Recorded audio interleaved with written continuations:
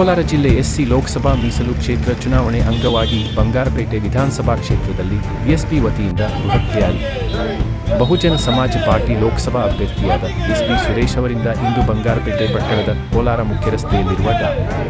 BR. Ambedkar ಪ್ರತಿಮೆಗೆ ಮಾಲಾರ್ಪಣೆ ಮಾಡಿ ರ್ಯಾಲಿ ಚಾಲನೆ ನೀಡಿ ಮಾತನಾಡಿದ ಅವರು, ಇಂದಿಗೂ ಜಾತಿವಾದ, ಕೋಮುವಾದ, ಬಡತನ ಇತ್ಯಾದಿಗಳನ್ನು ಅನುಭವಿಸುತ್ತಿದ್ದೇವೆ.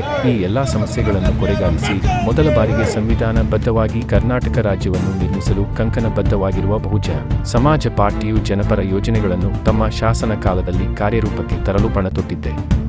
ನಿರಂಕುಶ ರಾಜಪ್ರಭುತ್ವ ಕೊನೆಗೊಳಿಸೋಣ, ಪ್ರಜಾಪ್ರಭುತ್ವ ಜಾರಿಗೊಳಿಸೋಣ. ಕಾಂಗ್ರೆಸ್ ಬಿಜೆಪಿ ಮೋದಿಯ ಗ್ಯಾರಂಟಿಗಳು ಬೋಗಸ್ ಗ್ಯಾರಂಟಿಗಳಾಗಿದ್ದು ಜನರನ್ನು 5 ವರ್ಷಗಳ ಕಾಲ ಮರಳು ಮಾಡುವುದೇ ಇವರ ಪ್ರಣಾಳಿಕೆ.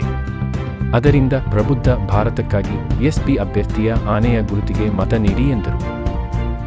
ಬಹುಜನ ಸಮಾಜ ಪಾರ್ಟಿಯ ಅಭ್ಯರ್ಥಿಯಾಗಿ ಕಣಕ್ಕೆ ಇಳಿದಿದ್ದೇನೆ. ಇವತ್ತು ಕಾಂಗ್ರೆಸ್, ಬಿಜೆಪಿ, ಕೊಲಿಷನ್, JDS ಇವತ್ತು ಪ್ರತಿಸ್ಪರ್ಧಿಗಳು ಇದ್ದಾರೆ. ಅದರಲ್ಲಿ ಕಾಂಗ್ರೆಸ್ಸು ಗ್ಯಾರಂಟಿ, ಮೋದಿ ಗ್ಯಾರಂಟಿ, ಈ ಗ್ಯಾರಂಟಿಗಳು ಬೋಗಸ್ ಗ್ಯಾರಂಟಿಗಳು ಅಂತ ಹೇಳ್ತೀನಿ. ಯಾಕೆಂದರೆ ಇವು 5 ವರ್ಷಕ್ಕೆ ಒಂದ್ಸಲ ಹುಟ್ಟುವಂಥ ಗ್ಯಾರಂಟಿಗಳು.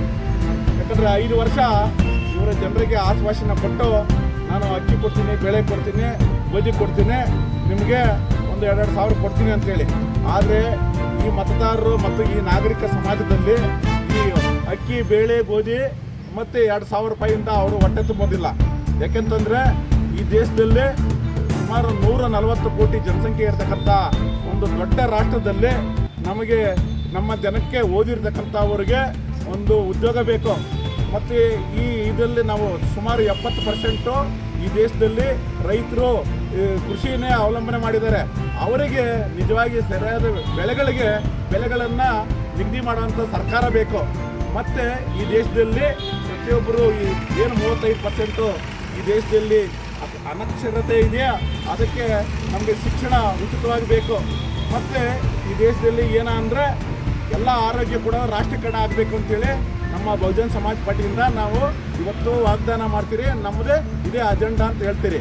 ಯಾಕಂತಂದರೆ ನಾವು ಈ ಸಂವಿಧಾನವನ್ನು ಯಥಾವತ್ತು ಜಾರಿ ಮಾಡೋದೇ ನಮ್ಮ ಪಾರ್ಟಿಯ ಒಂದು ಮೂಲ ಉದ್ದೇಶ. ಈ ದೇಶದಲ್ಲಿ ಸಂವಿಧಾನ ಮತ್ತು ಪ್ರಜಾಪ್ರಭುತ್ವವನ್ನು ಕೊಲ್ಲುವಂಥ ಸ್ಥಿತಿಗಳನ್ನು ಕಾಂಗ್ರೆಸ್ ಮತ್ತು BJP ದಳಗಳು ಮಾಡ್ತಾ ಇದೆ. ಯಾಕಂದರೆ ಹಣ, ಎಂಡ, ಸಾರಾಯಿ ಮತ್ತು 500,000 ಹಂಚಿ ಈ ಓಟ್ಗಳನ್ನು ತೆಗೆದುಕೊಳ್ತಾ ಇದ್ದಾರೆ. ಆದರೆ 5 ವರ್ಷಕ್ಕೆ ಅದು ಸೀಮಿತ ಮಾತ್ರ.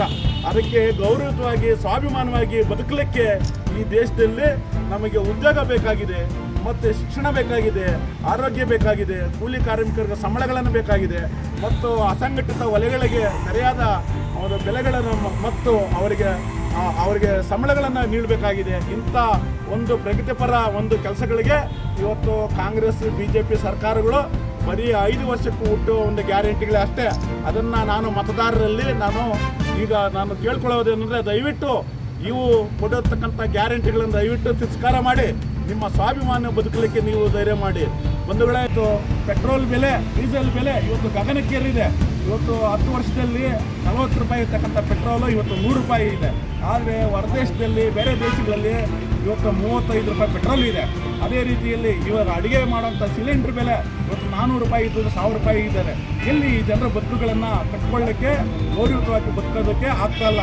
ಆದ್ದರಿಂದ ಬಹುಜನ ಸಮಾಜ ಪಾರ್ಟಿ ಸರ್ವಜನರ ಪಾಲು, ಸರ್ವಜನರ ಬಾಳು, ಈ ದೇಶದಲ್ಲಿ ಸ್ವಾತಂತ್ರ್ಯ, ಸಮಾನತೆ, ಸೋದರತ್ವದಿಂದ ಬಾಳಲಿಕ್ಕೆ ಈ ದೇಶದಲ್ಲಿ ನಾವು 3ನೇ ರಾಷ್ಟ್ರೀಯ ಪಕ್ಷವಾಗಿ ನಾನು ಅಭ್ಯರ್ಥಿಯಾಗಿ ಮತ್ತು ಎಲ್ಲರಿಗೂ ಸಂಬಳವಾಗಿ ಕೊಡಲಿಕ್ಕೆ ಇಷ್ಟಪಡ್ತೀರಿ. ಅದೇ ರೀತಿ ಈ ಒಂದು ಸಂದರ್ಭದಲ್ಲಿ ನೋಡಿ, 2007ರಲ್ಲಿ 2007ರಿಂದ 2011ವರೆಗೂ ಅಕ್ಕ ಮಾಯಾವತಿ ರೀತಿ ಸರ್ಕಾರ ನಡೆಸಿದಾಗ 1,10,00,000 ಎಕರೆ ಭೂಮಿಯನ್ನು ಎಲ್ಲ ಬಡವರಿಗೆ, SC ST OBC ಮುಂದುವರೆದ ಎಲ್ಲ ನನ್ನ ಬಡವರ ಜಾತಿಗಳಿಗೂ ಅವರು ಕೊಟ್ಟಿದ್ದಾರೆ. ಅದೇ ರೀತಿಯಲ್ಲಿ ಎಲ್ಲ ಸಮುದಾಯಗಳಿಗೂ ಮೀಸಲಾತಿಯನ್ನು ಕೊಟ್ಟಿದ್ದಾರೆ. ಮತ್ತು ರೈತರಿಗೆ ಸರಿಯಾದ ಬೆಲೆಗಳನ್ನು ನಿಗದಿ ಮಾಡಿ ಅವರಿಗೆ ಸರಿಯಾದ ಯಾವುದೇ ರೀತಿಯ ತೊಂದರೆ ಇಲ್ಲದೆ ರೈತರನ್ನು ಕಾಪಾಡಿದ್ದಾರೆ, ಮತ್ತು ಕೂಲಿ ಕಾರ್ಮಿಕರನ್ನು ಕಾಪಾಡಿದ್ದಾರೆ. ಇಂಥ ಪ್ರಗತಿಪರ ಮತ್ತು ಇಂಥ ದೇಶದ ಈ ಒಳ್ಳೆಯ ಯೋಜನೆಗಳನ್ನು ರೂಪಿಸೋದಕ್ಕೆ ಬಹುಜನ ಸಮಾಜ ಪಾರ್ಟಿ ಯಾವಾಗಲೂ ಶತಸಿದ್ಧವಾಗಿ ಇರುತ್ತೆ ಅಂತೇಳಿ ಈ ಸಂದರ್ಭದಲ್ಲಿ ಹೇಳಿ ನಾನು 2 ಮಾತು ಮುಗಿಸ್ತೀನಿ.